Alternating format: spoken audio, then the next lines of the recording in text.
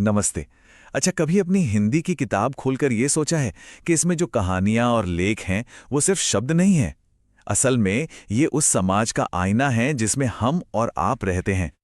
तो सवाल ये उठता है कि क्या इन कहानियों का मकसद सिर्फ हमें एग्जाम में अच्छे नंबर दिलाना है, या फिर ये हमें कुछ बहुत गहरा दिखाने की कोशिश कर रही हैं। तो चलिए आज इसी सवाल की तह तक चलते हैं। हम बिहार बोर्ड की किताबों से 3 कमाल की रचनाओं के एक सफर पर निकलेंगे, ये जानने के लिए कि आखिर ये हमारे समाज के बारे में क्या राज खोलती हैं। इस सफर में हम 3 पड़ावों पर रुकेंगे और हर पड़ाव एक ऐसी दमदार कहानी है जो समाज के एक अलग लेकिन बहुत ही जरूरी पहलू पर रोशनी डालती है। तो हमारा पहला पड़ाव हमें ले चलता है डॉक्टर भीमराव अंबेडकर के एक बहुत ही कह सकते हैं क्रांतिकारी लेख पर। यह असल में उनके मशहूर भाषण एनिहिलेशन ऑफ कास्ट का एक हिस्सा है, और ये श्रम विभाजन और जाति प्रथा के उलझे हुए रिश्ते की एक एक परत खुलता है। चलिए इसको जरा गहराई से समझते हैं। अंबेडकर जी यहाँ एक बहुत बारीक लेकिन बहुत ही जरूरी फर्क बताते हैं।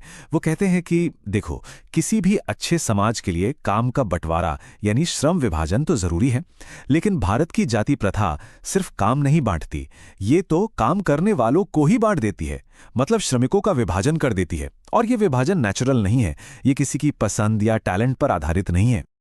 अंबेडकर जी का ये वाक्य बताता है कि यह सिस्टम कितनी गहरी चोट करता है। मतलब साफ है कि ये किसी इंसान को सिर्फ एक काम नहीं देती, बल्कि उसे जिंदगी भर के लिए उसी काम में जकड़ देती है। जरा सोचकर देखिए, कल को कोई नई टेक्नोलॉजी आ जाए या कोई इंडस्ट्री बंद हो जाए तो उस इंसान के पास भूखे मरने के अलावा कोई रास्ता ही नहीं बचता। क्यों? क्योंकि वो अपनी मर्जी से कोई दूसरा काम चुन ही नहीं सकता। तो फिर इसका हल क्या है? अंबेडकर के हिसाब से एक आइडियल समाज इन 3 पिलर्स पर खड़ा होता है। स्वतंत्रता यानी सबको अपना काम चुनने की आजादी हो, समता यानी कानून की नजर में सब बराबर हों, और भ्रातृत्व यानी भाईचारा, जो एक मजबूत समाज की असली पहचान है।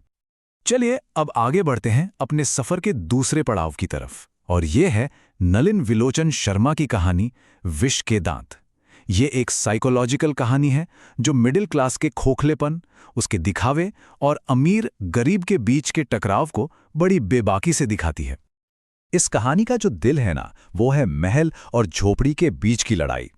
एक तरफ है सेन साहब का अमीर परिवार, जहां सब कुछ बस दिखावा और झूठी शान के लिए है, और दूसरी तरफ है उन्हीं के यहां काम करने वाले गिरधर का परिवार, जो जुल्म और गरीबी सहने के बाद भी अपनी सेल्फ रिस्पेक्ट के लिए लड़ रहा है।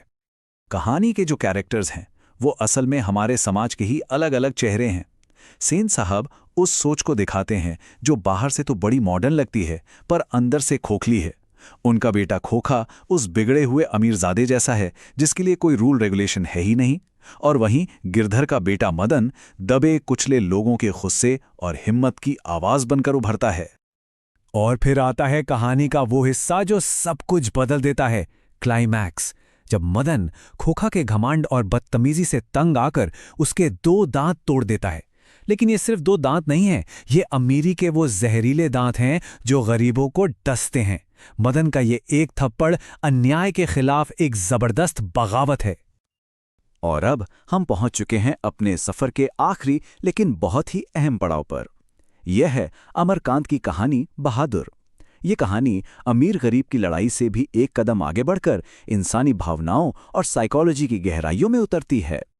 देखिए, इस कहानी को समझने से पहले ना, इसके लेखक अमरकांत जी को जानना बहुत जरूरी है। वो मिडिल क्लास लाइफ की सच्चाई को कागज पर उतारने के मास्टर थे। उनकी कहानियां कोई बड़े बड़े लेक्चर नहीं देती, बल्कि हमारी ही जिंदगी की हकीकत से हमें मिलाती हैं। तो कहानी का हीरो है बहादुर। नेपाल से आया एक सीधा साधा भोला भाला लड़का। वो एक मिडिल क्लास फैमिली में नौकर बनकर आता है, बस एक उम्मीद लेकर कि उसे थोड़ा प्यार और अपनापन मिलेगा। पर होता क्या है, बहादुर का सफर एक नई उम्मीद से शुरू होता है। वो अपनी मेहनत से सबका दिल जीत लेता है, लेकिन धीरे धीरे उसी परिवार का बर्ताव उसके लिए बदलने लगता है। छोटी छोटी बातों पर डांट फटकार, मार पिटाई और चोरी के झूठे इल्जाम, और आखिर में जब उसकी सेल्फ रिस्पेक्ट पर इतनी गहरी चोट लगती है तो वो एक दिन चुपचाप उस घर को छोड़कर चला जाता है। पीछे छोड़ जाता है तो सिर्फ अफसोस और पछतावा। तो हमने ये जो पूरा सफर तय किया, इन 3 कहानियों को समझा, इसका निचोड़ क्या है? जब हम इन तीनों कहानियों को एक साथ रखकर देखते हैं तो हमें क्या समझ आता है? सबसे बड़ी बात यह है कि ये तीनों रचनाएं मिलकर ना हमें समाज की एक पूरी तस्वीर दिखाती हैं। अंबेडकर का लेख सामाजिक बराबरी की मांग करता है, विश के दांत क्लास स्ट्रगल के खिलाफ बगावत की कहानी है, और बहादुर हमें याद दिलाती है कि इन सब सामाजिक लड़ाइयों के बीच इंसानियत और एक दूसरे के दर्द को समझना सबसे जरूरी है। तो बात साफ है, ये कहानियां सिर्फ एग्जाम के लिए रटने वाले चैप्टर नहीं हैं। ये वो आईने हैं जिन्हें लेखक हमारे समाज के सामने रखते हैं ताकि हम उनमें अपना असली चेहरा देख सकें, हमारी अच्छाइयाँ, हमारी कमजोरियाँ, हमारा दोगलापन और हमारी इंसानियत। तो अब सवाल ये है कि इन कहानियों की रोशनी में जब कोई अपने आसपास की दुनिया को देखता है तो क्या दिखाई देता है? इस पर सोचना तो बनता है।